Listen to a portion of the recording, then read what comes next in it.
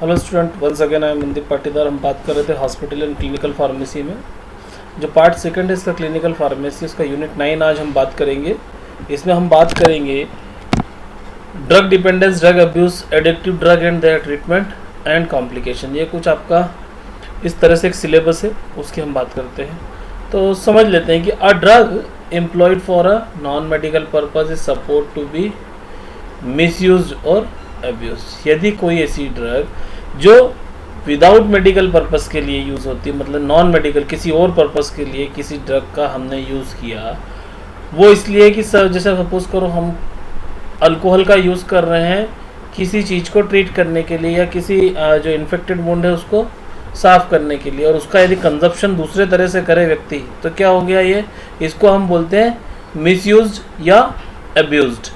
In the last few years, drug abuse has become a serious problem which has resulted into considerable harm both to the individual and to the society। अभी कुछ समय से हम देखेंगे कि क्या होता है कि लोग मिसयूज़ ज़्यादा करने लगे हैं ड्रग के। अभी आपने नाइट्रावेट की सुना होगा कि नाइट्रावेट का नशा करने के बाद या कोरेक्स का नशा कर लिया लोगों ने, तो एक्चुअल में बना क्यों था, मेडिसिनल यूज़ के लिए, लेकिन उसका यूज़ क्या हो गया, नॉन मेडिकल यूज़। आदमी उसको नशे के लिए करने लगा, तो सोसाइटी और इंडिविजुअल दोनों के लिए खतरनाक है। Beside adversely affecting the well-being, the progress and the health of the user, it has been the cause the tragedy to the family life of these person। अब हेल्थ के साथ साथ फैमिली लाइफ भी पूरी ख़त्म हो जाती है पर्सन की। जो नशा करता है उसको देखा ही हमने, एबिल इंजेक्शन एक पहले विदाउट प्रिस्क्रिप्शन मिल जाता था, तो एबिल का इंजेक्शन लोग का उसका नशा करते हैं, तो ये सब बंद होना चाहिए। Among us those who handle drug, that is the doctor, the nurse and the pharmacist and the patient, the maximum responsibility for the proper distribution of drug is that of the pharmacist। अब बहुत सारे लोग drug handle करते हैं, nurse करता है, doctors करता है, फार्मासिस्ट करता है, लेकिन सबसे ज़्यादा रिस्पॉन्सिबिलिटी ड्रग हैंडल करने की किसके हाथ में है, फार्मासिस्ट के। The drug law in the country are also made their drugs which can be abused or dispensed by the pharmacist only under the doctor prescription and that also is controlled by the legal provision of the drug and cosmetic। अब इसका मतलब ये हो गया कि यदि आप कोई सी भी ड्रग देश में हमारी कंट्री में यदि डिस्पेंस होती है तो वो फार्मासिस्ट ही डिस्पेंस करेगा, वो भी किसके, रजिस्टर्ड मेडिकल प्रैक्टिशनर के प्रिस्क्रिप्शन पे ही डिस्पेंस करेगा। इसी ड्रग को हम आजकल जो कैटेगराइज हुआ था, पहले नारकोटिक्स ड्रग हुआ करती थी, अब उसको नारकोटिक साइकोट्रोपिक ड्रग अलग करके उस पर NRX रेड कलर से लिखा हुआ आता है, और इनका डाटा भी रखना पड़ता है। ड्रग एंड कॉस्मेटिक एक्ट आपने जूरिस्प्रूडेंस में पढ़ा होगा। तो अब क्या होता है, जो नारकोटिक्स ड्रग होती है ये सब नारकोटिक्स की कैटेगरी में आती है। इन ड्रग का डाटा भी जो आपका फार्मासिस्ट है उसको रखना पड़ता है और अथॉरिटी को देना पड़ता है। Non confirmational of the rules under this act by the pharmacist can promote the misuse of the drug and thus bring misery to the users. अब क्या होता है, इन जो रूल्स का यदि फॉलो फार्मासिस्ट नहीं करता तो ये क्या होता है, यहाँ से प्रॉब्लम क्रिएट होती है, मिसयूज होता है। To understand the phenomena of drug abuse it is important to know few terms which are commonly used in the context. कुछ टर्म्स है जो हमको पता होना चाहिए, जो आपसे एक्चुअल में इसमें आपको डायरेक्ट क्वेश्चन पूछा जा सकता है कि ड्रग डिपेंडेंस क्या है या ड्रग अब्यूज क्या है, तो हम वो समझ लेते हैं। और उसके लिए बेसिक हमको पता है कि आजकल ड्रग का क्या है, यूज़ गलत होने लगा है, उसको बचाने के लिए हम लोग ये सारी चीज़ करते हैं। अब ड्रग डिपेंडेंस क्या होता है, drug dependence is a state, psychic या फिजिकल, ये एक फिजिकल या साइकिक स्टेट है, in which the user has a desire to continue a drug either to experience its affect or to avoid the discomfort of its absence. दो तरह की condition बचती है। ड्रग डिपेंडेंस का मतलब क्या हो गया, ये साइकिक और फिजिकल होता है। इसमें यूजर को क्या होता है, उसको डिजायर होती है, किस चीज़ की उसकी चाहत होती है, दवाई की, किस कारण के लिए, उसका जो इफेक्ट होता है। जैसे मानने के लिए हम बात करते हैं कि कोई व्यक्ति को अल्कोहल की आदत है, तो अल्कोहल क्या करेगा, वो उसको उसका तलब, या कोई स्मोकिंग करता है जिसको हम बोल सकते हैं लत, तो क्या होगा, उसको पीने के बाद, अल्कोहल को पीने के बाद वो क्या होगा, उसके जो एक्सपीरियंस है, हेलुसिनेशन जो आता है, उसको देख के वो खुश होता है। या दूसरा रीज़न ये हो सकता है कि कोई व्यक्ति बहुत स्ट्रेस में है तो उसको लेकर वो उसको डिस्ट्रेस को कंफर्ट करता है। इसी को बोलते हैं the drug dependence is now use instead to the drug addiction, drug habituation. बात वहीं आ गई, इसको आप ड्रग एडिक्शन या ड्रग हैबिचुएशन की जगह पर ड्रग डिपेंडेंस को ज़्यादा यूज़ करते हैं जनरली, जिसको हम लत लगना बोलते हैं। अब फिजिकल डिपेंडेंस और साइकिक डिपेंडेंस। अब साइकिक डिपेंडेंस की बात कर लेते हैं। साइकिक डिपेंडेंस क्या होता है? It is seen in the form of compulsive and repeated drug taking for personal satisfaction. इसका मतलब क्या हो गया कि व्यक्ति इसमें क्या होता है, कंपल्सिव डिसऑर्डर जिसको होते हैं और बार बार कोई सी ड्रग लेता है तो उसकी क्या हो जाती है, उसको आदत, या बोलते हैं ना उसकी बॉडी को उसकी लत लग गई। तो बार बार आपने कोई सी ड्रग ली, उस कारण से इसको बोलते हैं हम psychic dependence. It is the condition characterized by an emotional mental drive to continue taking a drug for which our use feels is the necessary to maintain his sense of well-being. Heavy cigarette smoking is an example. क्या होता है इसमें, क्या होता है कि mental drive जो होता है उसका इमोशनल मेंटल ड्राइव इससे हो जाता है। जैसे आपने बहुत से लोगों को देखा होगा कि सिगरेट की उसको ज़रूरत नहीं है बॉडी को, लेकिन क्या है, लत लग चुकी है, उसको ऐसा लगता है कि इसके बिना मैं रह नहीं सकता।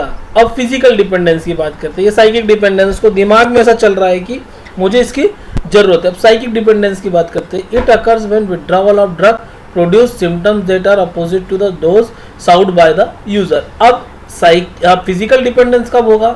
जब ड्रग का विड्रॉल होता है, जब कोई सी ड्रग, कोई एंटी डिप्रेसेंट हम यूज कर रहे हैं, कोई ड्रग हम यूज कर रहे हैं और उसका विड्रॉल करते हैं, तब बॉडी अपने आप को जो चेंज करती है वो उसको थोड़ा अजीब सा लगता है। It is state which comes itself with intense physical disturbance when the administration of drug is suspended. अब क्या होता है, कोई किसी को आपने देखा होगा कि कोई डिप्रेशन का पेशेंट है, उसको डिप्रेशन की मेडिसिन चल रही है और उसको एकदम बंद नहीं करता डॉक्टर, उसको धीरे धीरे धीरे डोज कम करके बंद करता है। यदि आप क्या होता है कि जब अचानक से बंद कर देते तो बॉडी को डिमांड होती है उस ड्रग की, इस कारण से इसको हम बोलते हैं फिजिकल डिपेंडेंस। फिजिकल डिपेंडेंस मतलब आप बोल सकते हैं ना कि कोई पेशेंट यदि दवाई ले रहा है तो फिर उसको ऐसा लगता है मेरा आज हाथ या पैर डल है, या किसी आप पेशेंट को देखेंगे जो जाता है काम पे और डेली आके एक टेबलेट लेता है पेन किलर।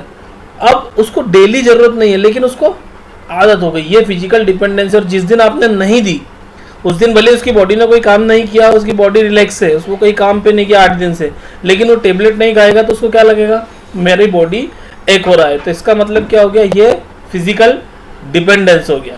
विड्रॉवल और अब्स्टिनेंस सिंड्रोम ये कब होता है? When physical dependence is produced after a prolong use of drug and if the drug is abruptly discontinued. ये कब होता है कि जब कोई व्यक्ति कोई सी दवाई लंबे समय से ले रहा है, इसको बोलते हैं फिजिकल डिपेंडेंस, और इसको अचानक से आपने बंद कर दिया तो ये क्या होगा, इसके कारण से it produce intense physiological disturbance known as withdrawal और अब्स्टिनेंस सिंड्रोम। मतलब क्या होगा, इसको विड्रॉवल सिंड्रोम भी हम कह सकते हैं कि इसको हमने अचानक से कोई लंबे समय से दवाई पेशेंट लेता आ रहा था वो बंद कर दी, उस कारण से क्या होगा, ये प्रॉब्लम होगी, विड्रॉवल सिंड्रोम आएगा। अब ड्रग एडिक्शन क्या है?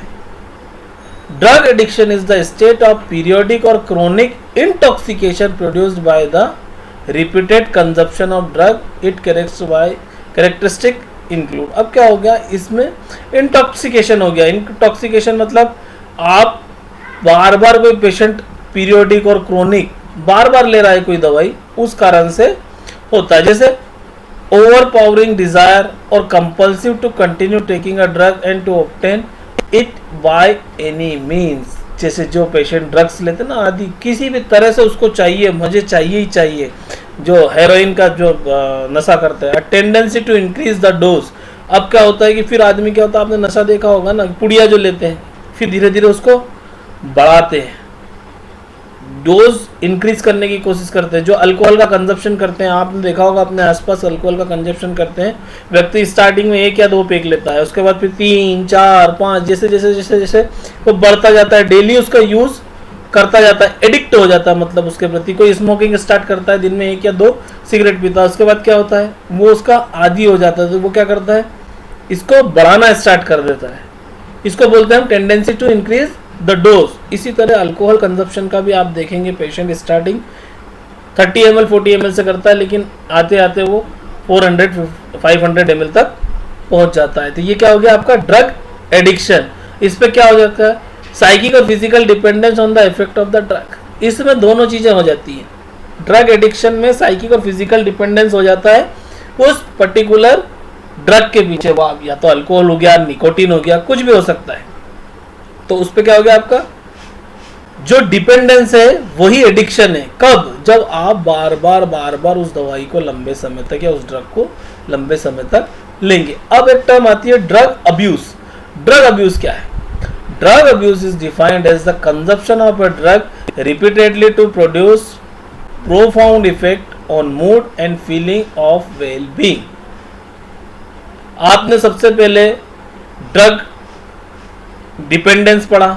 ड्रग डिपेंडेंस मतलब आपको किसी चीज की लेने की आदत है कुछ समय से, तो आपकी लत, जिसको हम बोल रहे हैं लत लग गई, हम बोलते हैं ना ये लत लग गई, छूटती नहीं। फिर दूसरी कंडीशन आती है ड्रग एडिक्शन। सबसे पहले डिपेंडेंस हुआ, आपको लगा कि मैं ऐसा करने लगा, इसके बिना रह नहीं सकता। फिर आपका ड्रग एडिक्शन हुआ। ड्रग एडिक्शन मतलब आप जब कोई एक पेशेंट दिन में 2 या 3 सिगरेट पीता था, ये उसका ड्रग डिपेंडेंस है कि इसके बिना मैं कुछ नहीं कर सकता। या वो 30-40 ml अल्कोहल लेता था, तो ये क्या हो गया आपका डिपेंडेंस। या वो CNS डिप्रेसेंट, बार्बिचुरेट्स की बात कर लेते हैं, बार्बिचुरेट्स लेता है, या एंटी एपिलेप्टिक ड्रग लेता है, या कोई सी ऐसी CNS depressant anti depressant drug लेता है, वो ड्रग लेता है, तो वो क्या हो गया, उसका ड्रग डिपेंडेंस हो गया। उसको लेने के कारण उसको ऐसा लगता है मैं ठीक हूँ। ड्रग एडिक्शन की कंडीशन क्या आएगी?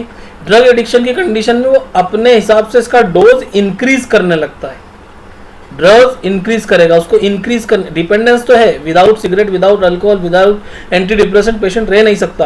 अब एडिक्शन की बात है, तो एडिक्शन की सिचुएशन में वो क्या करता है, वो डोज इंक्रीज करता है। सपोज करो कोई व्यक्ति 2 या 3 सिगरेट पीता था, तो वो दिन में अब 7 या 8 सिगरेट पीने लगेगा। मतलब उसने क्या करा, वो एडिक्ट हो गया, उसने डोज इंक्रीज करा। अब बारी आती है ड्रग अब्यूज की। ड्रग अब्यूज क्या हुआ, इस सिचुएशन में क्या होगा, वो डोज, ड्रग डिपेंडेंस भी होगा, ड्रग एडिक्शन भी होगा।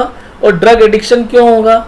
इसलिए नहीं होगा कि उसके बिना वो रह नहीं पा रहा। अब वो ड्रग एडिक्शन इसलिए कर रहा है, वो ड्रग का डोज इसलिए बढ़ा रहा है, मतलब ताकि वो उसका मूड, उसकी फीलिंग्स बहुत अच्छी रहे। आपने बहुत सारे ऐसे लोगों को देखा होगा कि जो अल्कोहल कंजप्शन के बाद बहुत खुश नजर आते हैं, मतलब उनकी खुशी के लिए वो इस चीज को बढ़ाया, उन्होंने ड्रग डिपेंडेंट हुए, फिर ड्रग अब्यूज हुआ, ड्रग एडिक्शन हुआ, उसका तो उन्होंने डोज बढ़ाया, और अपनी खुशी के लिए जब ये काम कर रहे हैं तो ये क्या हो गया, ड्रग अब्यूज।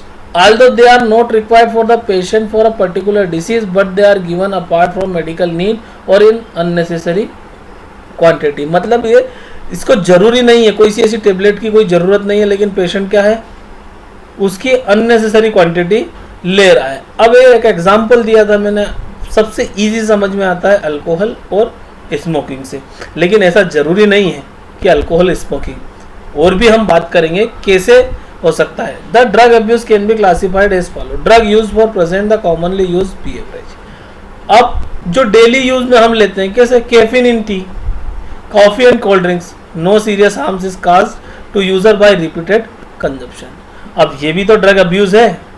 आप अपनी वेल बीइंग के लिए, अपनी खुशी के लिए, व्यक्ति कॉफी क्यों पीता है, आज बहुत थक गया हूँ, आज थोड़ा सा चाय पी लेते हैं, कॉफी पी लेते हैं, तो ये क्या है, निकोटीन ले रहे हैं ना इसमें से, लंबे समय तक लेते हैं। कोई ज़्यादा हार्म तो करता है पर ज़्यादा नहीं करता। दूसरी चीज, हम क्यों कर रहे हैं इसको, हमारी खुशी के लिए। तो ये क्या हो गया, पहला सिचुएशन ये हो गया कि जो हमारे बिहेवियर डेली हम खाने पीने की जो चीज़ें हैं उसमें जो चीज़ें रहती है, तो कॉफ़ी हो गई और कोल्ड ड्रिंक्स हो गई, टी हो गई, तो कैफीन यहाँ पर हम ले रहे हैं एज ए ड्रग अब्यूज। उसके बाद निकोटीन, निकोटीन व्यक्ति लेता है कैसे, या तो वो स्मोकिंग करेगा, या वो तंबाकू, आपने देखा होगा कोई खाता है, पुड़िया खाता है। अब बहुत ज़्यादा कंजप्शन होने लगता है। इथाइल अल्कोहल, ये हम बात कर चुके हैं इथाइल अल्कोहल की, कि भाई इथाइल अल्कोहल का कंजप्शन क्या करता है, बहुत कम। Ethyl alcohol has very few medical uses but it is widely use socially in the form of medical use कम है लेकिन सोशली यूज बहुत है। Heavy and repeated consumption of alcohol leads to both dependence and tolerance. Dependence भी हो जाएगा, tolerance, tolerance इस बार अपने सिलेबस में नहीं है, या फार्माकोलॉजी में पढ़ना। टॉलरेंस मतलब इतना कंजप्शन होने लग जाएगा कि उस उतने अमाउंट का आपकी बॉडी पे कोई असर ही नहीं होगा। ये प्रॉब्लम क्या करता है, फिजिकल और इकोनॉमिकल दोनों पे प्रॉब्लम करता है। अब दूसरी कंडीशन क्या बन सकती है ड्रग अब्यूज की? Prescribe drug, morphine, meperidine, pethidine बोलते हैं इसको, barbiturates, tranquilizers and amphetamine are to be used only on doctors prescription for the treatment of malady, but quite a few person who have a easy reach to the drug, that is doctor, nurse and pharmacist, tend to misuse this drug and thus become dependent on them. Morphine आप ओपाइड analgesic है, ये बहुत बढ़िया pain killer है, बहुत बढ़िया pain killer है, use तो इसका पेन किलर है, लेकिन अब क्या होता है डॉक्टर्स, नर्स सभी इसमें रिस्पॉन्सिबल नहीं है कि सब लोग ऐसा करते हैं, पर कुछ लोग ऐसा करते हैं या करते थे कि डॉक्टर, नर्स, फार्मासिस्ट के पास इजी रीज है तो वो क्या करते हैं लोगों को देते हैं, तो मॉर्फिन का लोग नशा करने लगे। तो यहाँ पर प्रिस्क्राइब्ड ड्रग भी पेशेंट को ड्रग अब्यूज की तरफ ले जाती है। अब बैंड ड्रग, हेरोइन हमारे यहाँ बैंड है, तो ये क्या होगा? Heroin is the most dangerous drug because its addiction liability which induce both physiological and physical dependence components. It is for this reason that the manufacture, sale and distribution of this drug is banned. ये क्या होता है? बहुत ज़्यादा इस पर dependence होता है, फिजियोलॉजिकल और फिजिकल डिपेंडेंस होता है, इस कारण से इस पर बैन कर रखा है किसका? मैन्युफैक्चरिंग, सेल और distribution. Cocaine is obtain from the plant source and it is also highly addicted. Cocaine का भी नशा करते हैं, आपने देखा होगा। गांजा हमारे यहाँ बैंड यूज होता है दवाइयों में और इनमें, लेकिन बैंड ganja, charas, other hallucinogens like lysergic acid, diethyl amide, LSD. ये एलएसडी आपने पढ़ा होगा किसमें? अर्गोट फार्माकोग्नोसी में, फर्स्ट ईयर में। अर्गोट अल्केलाइड्स होता है। इर्गोट अल्केलाइड्स का क्या होता है? राई प्लांट पे एक फंगस होता है, उस फंगस से हमको क्या मिलता है? इर्गेट अल्केलाइड। इर्गेट अल्कोलाइड में क्या होता है? Lysergic acid, diethylamide. ये क्या होता है? हेलुसिनोजन एजेंट है। और दूसरी क्या होती है इर्गोट अल्केलाइड्स के साथ? इसमें क्या होता है? इर्गोटामिन पाया जाता है। इर्गोटामिन क्या होता है? ऑक्सीटोसिक होता है, ये वहाँ यूज होता है। लेकिन ये क्या होता है? गांजा, चरस और एलएसडी, लेसर्जिक एसिड डाइइथाइलामाइड, ये क्या है? हेलुसिनोजेंस है। इससे आदमी ख्वाबों की दुनिया में घूमता है। Which are not used medically but have been used by individual for the strange feeling and experience provided by them. These drugs cause change in the thoughts, perceptions, mood and behavior.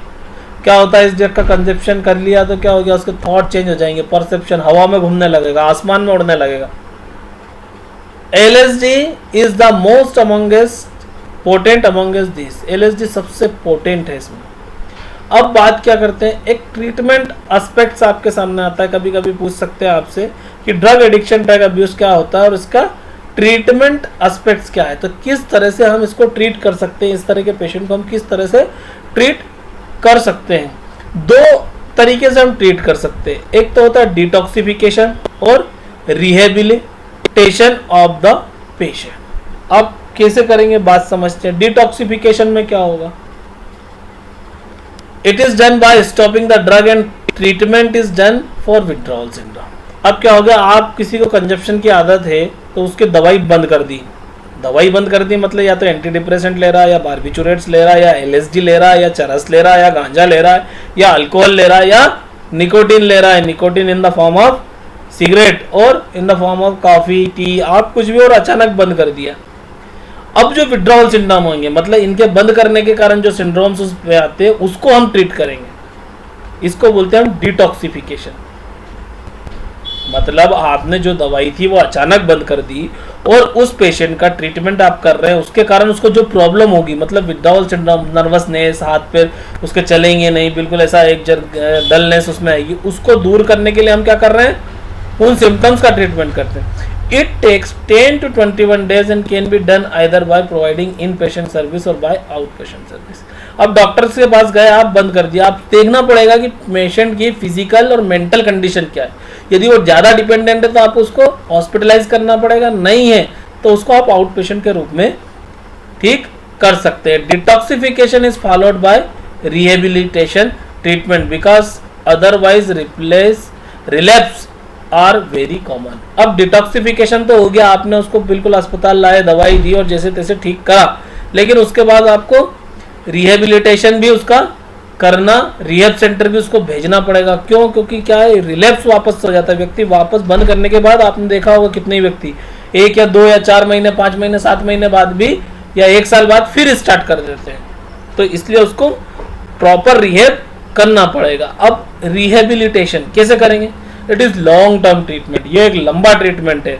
It depends upon the patient needs after detoxification. अब क्या हो गया, आपने detoxification कर दिया, बंद कर दिया, अब पेशेंट को क्या नीड है, अब उसको जरूरत तो लगती है उस नशे की, क्योंकि बॉडी उसकी आदत हो गई। तो क्या अब थेरेपी देते हैं उसको वहां पर रखकर। क्या हो गया, साइकोथेरेपी दी, उसके मेंटल डिजायर को देखा। फिर फैमिली के बारे में उसको दिखाएंगे, फैमिली थेरेपी, आपके बच्चे, उसके माता पिता, उसके बारे में।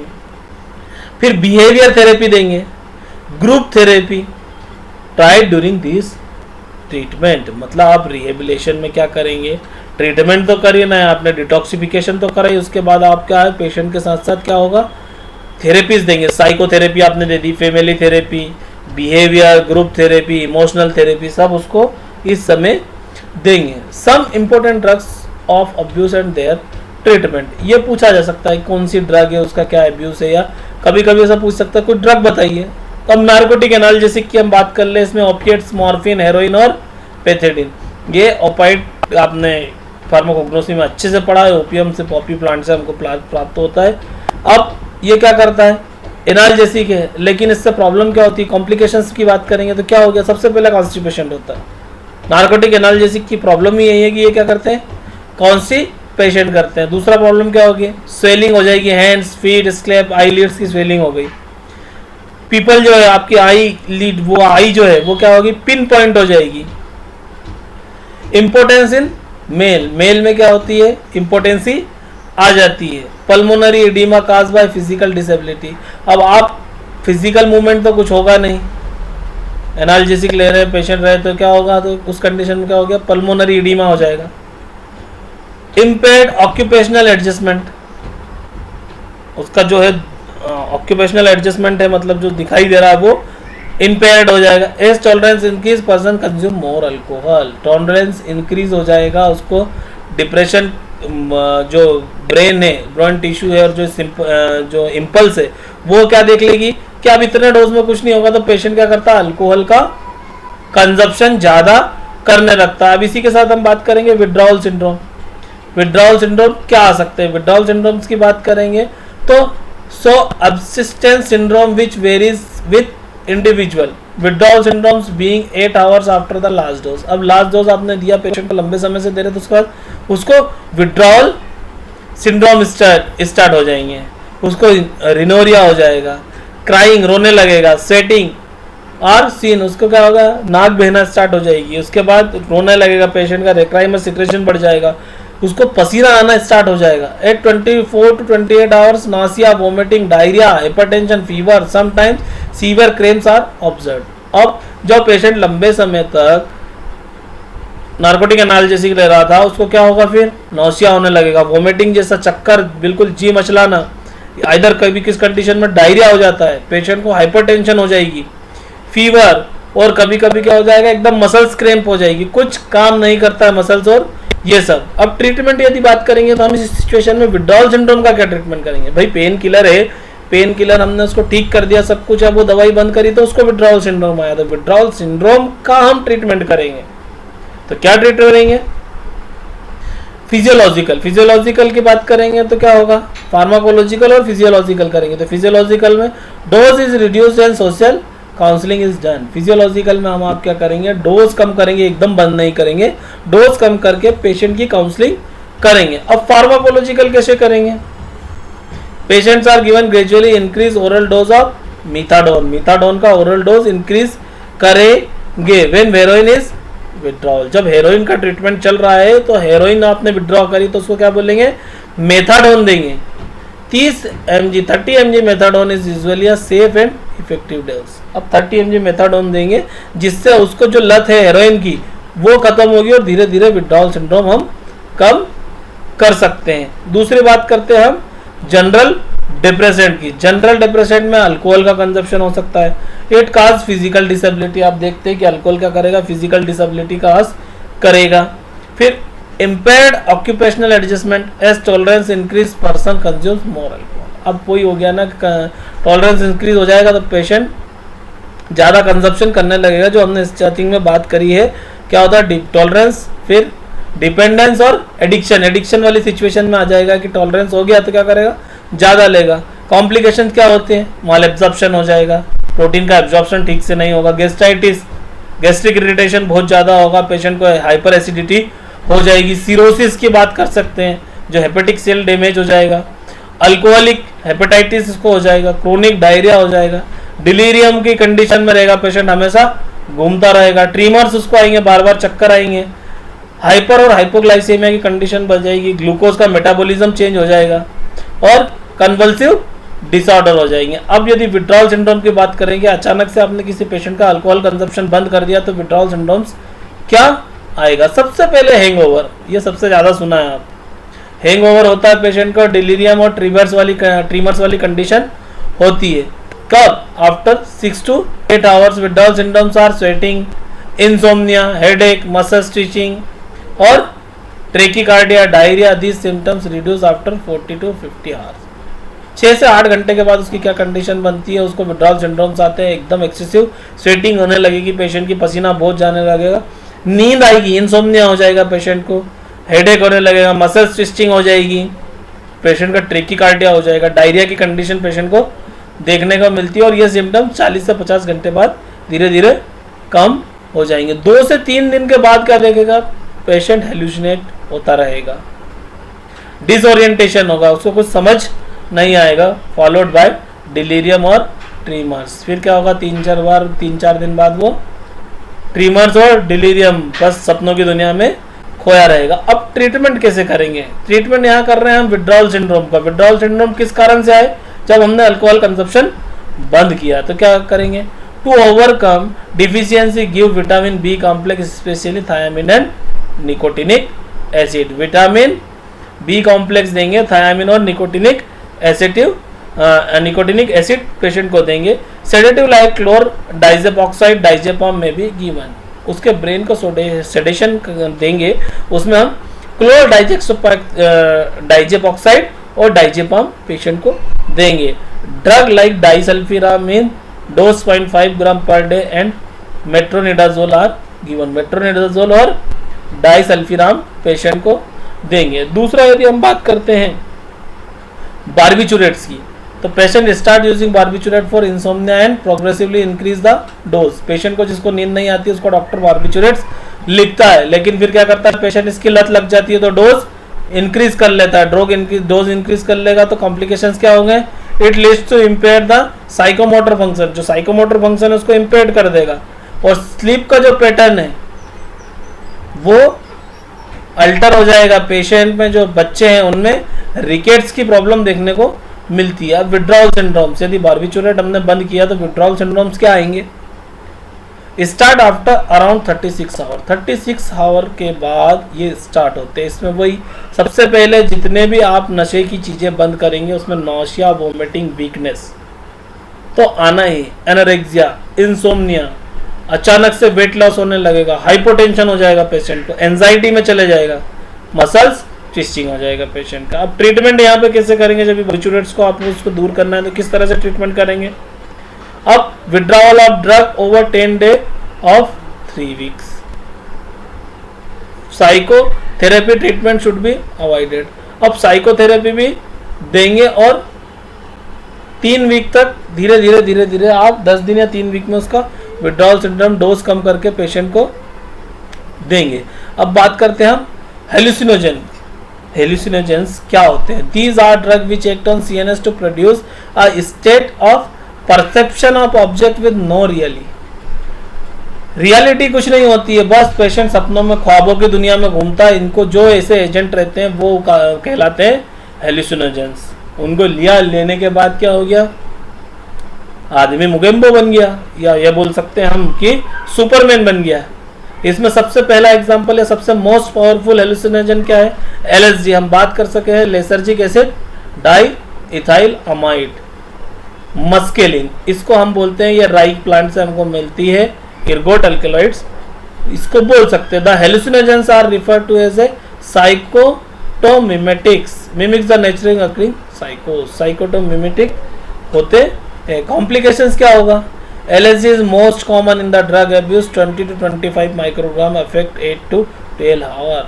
मतलब आपने 20 से 25 माइक्रोग्राम LSD भी ले लिया तो ये क्या करेगा, आपको 8 से 12 घंटे तक इफेक्ट देगा। The major effect include blurred vision हो जाएगा, कुछ दिखेगा नहीं, धुंधला दिख रहा है पेशेंट को।